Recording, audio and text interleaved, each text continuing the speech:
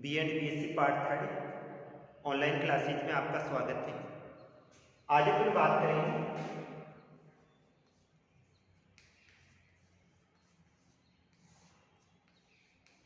दक्षिणी पूर्वी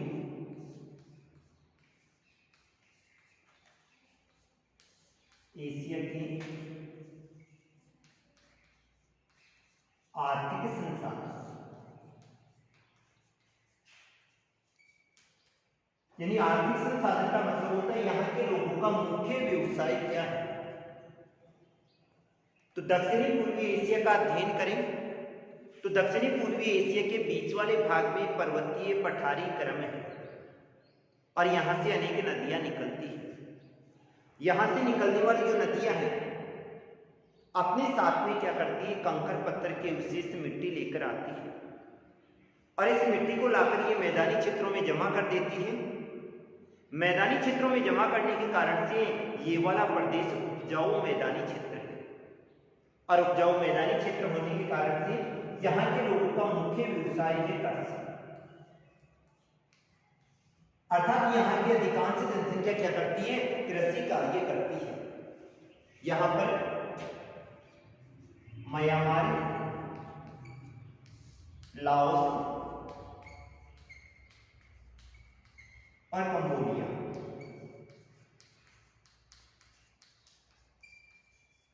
यहाँ की 70% जनसंख्या किसमें लगी हुई है, कृषि कार्य में लगी हुई है।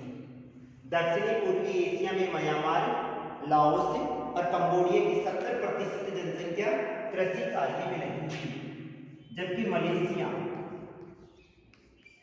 यहाँ पर वैसे रबर की कृषि होती है लेकिन यहाँ की केवल 15% जनसंख्या वो किसमें लगी हुई है, कृषि कार्य में लगी हुई है। इसके अलावा फिलीपींस की 36% जनसंख्या कृषि कार्य में लगी हुई है। तो दक्षिणी पूर्वी एशिया में म्यांमार, लाओस और कंबोडिया की 70% जनसंख्या, जबकि मलेशिया की 15% और फिलीपींस की कितनी 36% जनसंख्या किसमें लगी हुई है, कृषि कार्य में लगी हुई है। अर्थात यहाँ के लोगों का जो मुख्य व्यवसाय है वो मुख्य व्यवसाय क्या हो गया, कृषि हो गया। अर्थात यहाँ पर किसकी कृषि की जाती है, तो यहाँ पर चावल की कृषि सर्वाधिक की जाती है। चावल के अलावा ये लोग रबर की कृषि भी करते हैं, चाय की कृषि भी करते हैं और सब्जियों की कृषि भी करते हैं। दक्षिणी पूर्वी एशिया में म्यांमार, लाओस और कंबोडिया इन क्षेत्रों की अधिकांश जनसंख्या कृषि कार्य करती है और जिसमें ये लोग चावल की कृषि करते हैं, रबर की कृषि करते हैं, चाय और सब्जियों की कृषि करते हैं। इसके अलावा तंबाकू की कृषि भी की जाती है। अर्थात यहाँ के लोगों के भरण पोषण का जो मुख्य आधार है वो क्या है, कृषि है। कृषि के अंतर्गत सबसे पहले अपन बात करें चावल। चावल दक्षिणी पूर्वी एशिया की मुख्य खाद्यान्न फसल है। दक्षिणी पूर्वी एशिया के लोगों की जो मुख्य खाद्यान्न फसल है वो कौन सी है, चावल है। और यहाँ पर चावल का जो सर्वाधिक उत्पादन किया जाता है वो कहाँ पर किया जाता है, थाईलैंड में किया जाता है। दक्षिणी पूर्वी एशिया के थाईलैंड में चावल की सर्वाधिक कृषि की जाती है। थाईलैंड के अलावा म्यांमार, फिलीपींस और कंबोडिया,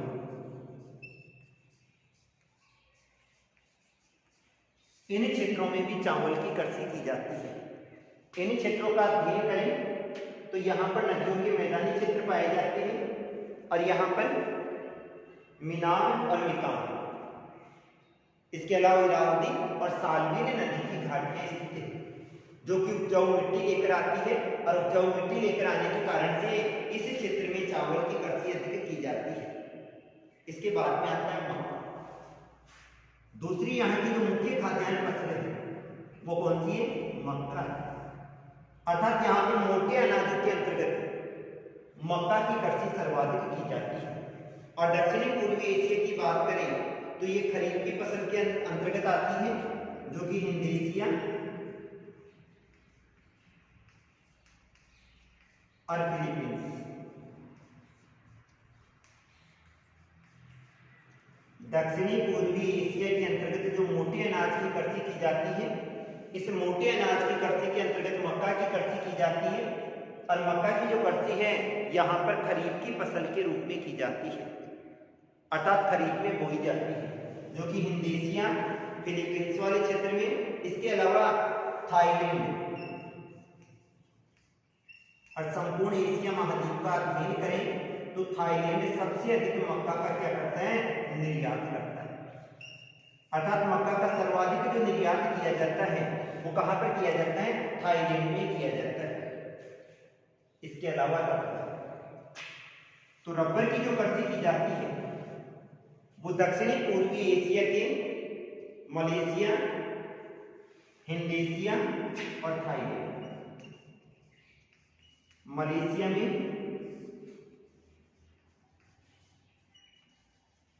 हिंद एशिया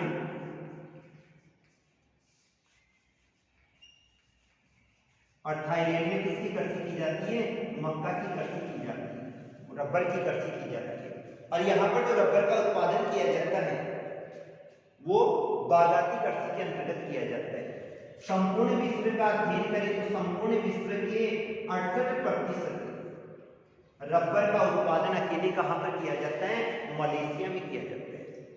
संपूर्ण विश्व के 68% रबर का उत्पादन कहां पर किया जाता है, मलेशिया के अंतर्गत किया जाता है।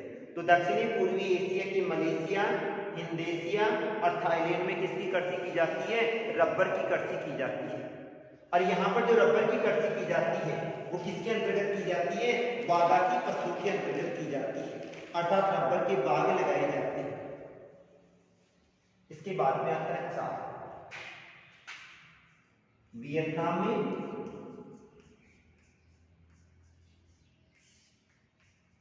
थाईलैंड में और कंबोडिया में। दक्षिणी पूर्वी एशिया के वियतनाम, थाईलैंड और कंबोडिया में किसकी कृषि की जाती है, चाय की कृषि की जाती है। इन क्षेत्रों का अध्ययन करें तो यहाँ पर भी चाय की जो कृषि की जाती है वो बागाती कृषि के रूप में ही की जाती है, अर्थात इन क्षेत्रों में पर्वतीय ढाल पाए जाते हैं और पर्वतीय ढालों पर ये लोग सीढ़ीनुमा खेत बनाकर फिर बाद में चाय की कृषि करते हैं। वर्तमान का अध्ययन करें तो यहाँ पर मलेशिया में भी चाय के उत्पादन हेतु अनुकूलतम दशाएं पाई जाती है, अतः यहाँ पर मलेशिया में भी किसकी कृषि की जाती है, चाय की कृषि की जाती है। तो दक्षिणी पूर्वी एशिया की बात करें तो दक्षिणी पूर्वी एशिया में आर्थिक संसाधन के रूप में वहां के लोगों का जो मुख्य व्यवसाय है वो मुख्य व्यवसाय क्या है, कृषि है, अर्थात यहाँ के लोग बागाती कृषि करते हैं, इसके अलावा चाय की कृषि भी करते हैं। पर्वतीय धरातलीय स्थलाकृति पाई जाती है, लेकिन पर्वतीय स्थलाकृति होने के साथ में यहाँ पर नदियों के उपजाऊ मैदानी क्षेत्र भी पाए जाते हैं। अतः नदियों के उपजाऊ मैदानी क्षेत्र होने के कारण से यहाँ पर चावल की कृषि की जाती है, मोटे अनाज के रूप में मक्का की कृषि की जाती है और बागाती फसलों के अंतर्गत यहाँ पर चाय और रबर की कृषि सर्वाधिक की जाती है।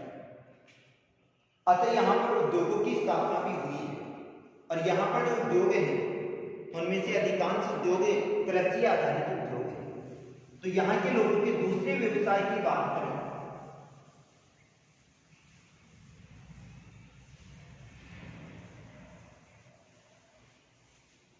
तो यहाँ के लोगों का जो दूसरा व्यवसाय है वो आता है उद्योग। उद्योग जो कि यहाँ के लोगों को द्वितीय श्रेणी का रोजगार उपलब्ध करवाता है और यहाँ पर लोहा इस्पात उद्योग,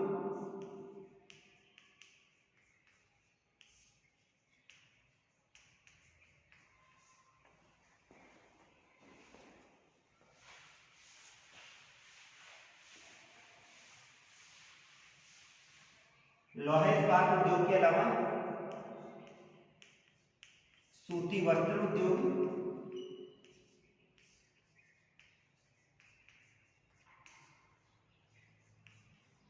रबर उद्योग,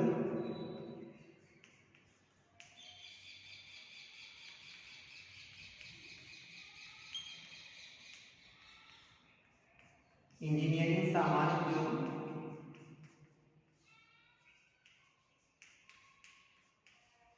आदि उद्योगों का विकास अधिक हुआ।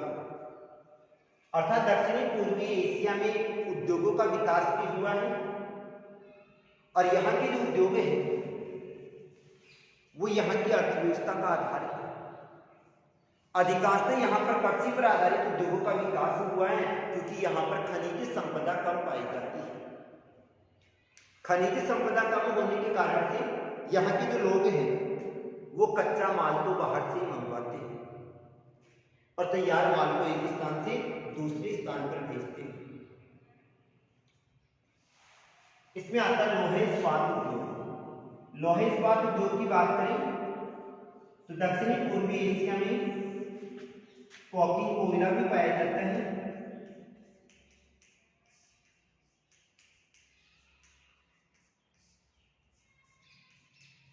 लोहा अयस्क भी पाया जाता है और मैग्नीज भी उपलब्ध है। अतः यहां पर किसका विकास हुआ है? लोहे इस्पात उद्योगों का विकास हुआ है। लोहे से इस्पात के निर्माण हेतु लोहे इस्पात उद्योग, जिसको आधारभूत उद्योग भी कहा जाता है, उद्योगों की जननी भी कहा जाता है, लोहे से इस्पात बनाने हेतु लोहे का प्रयोग किया जाता है और मैग्नीज का प्रयोग किया जाता है और इसको पिघलाने हेतु कोकिंग कोयले का प्रयोग किया जाता है। और यहाँ के जावा और सुमात्रा, कौन कौन से क्षेत्र? जावा, सुमात्रा, मलेशिया और कंबोडिया। जावा, सुमात्रा, मलेशिया और कंबोडिया क्षेत्रों में कोकिंग कोयला भी उपलब्ध हो जाता है, लोहा अयस्क भी उपलब्ध हो जाता है और मैग्नीज भी उपलब्ध हो जाता है। अतः इस क्षेत्र में लोहे इस्पात उद्योगों का विकास क्या हुआ है? अधिक हुआ है। लेकिन यहाँ के अधिकांश जो उद्योग हैं वो किस पे आधारित है? रत्ती लोहे पर आधारित है।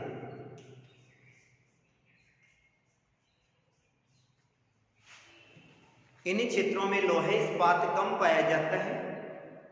अतः यहाँ के जो उद्योग हैं वो जो रत्ती लोहा होता है, स्क्रैप होता है, उसी को वापस पिघलाते हैं और वापस पिघलाने के बाद में उसी को लोहे के रूप में काम में लेते हैं। तो यहाँ के अधिकांश जो कारखाने हैं वो किस पे आधारित होते हैं? रत्ती लोहे पर आधारित होते हैं।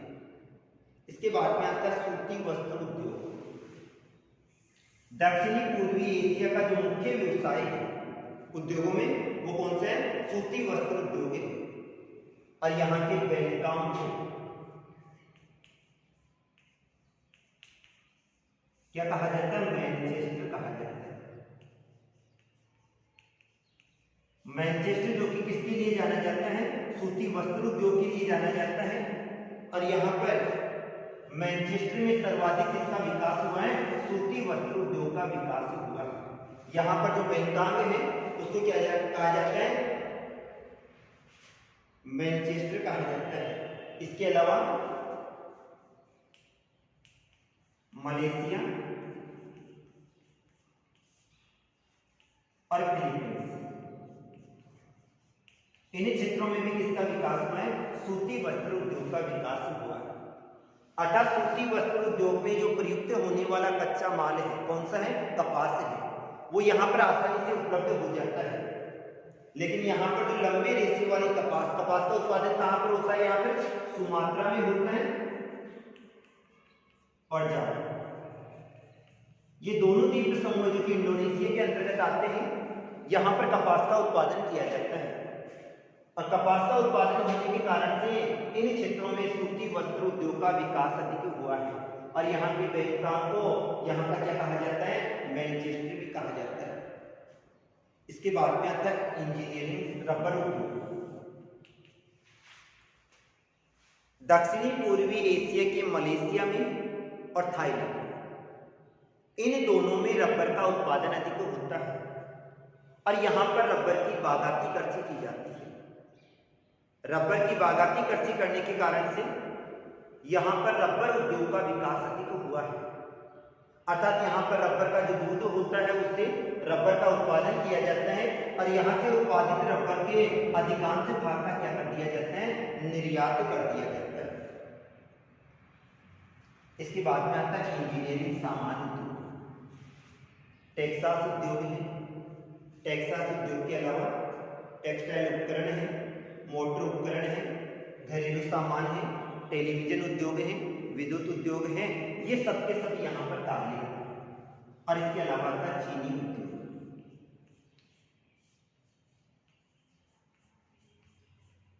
यानी दक्षिणी पूर्वी एशिया में जावा, सुमात्रा और बोर्निया, इन द्वीपों में गन्ने का उत्पादन किया जाता है और गन्ने का उत्पादन होने के कारण से यहाँ पर प्रति वर्ष 25 लाख टन चीनी का उत्पादन किया जाता है।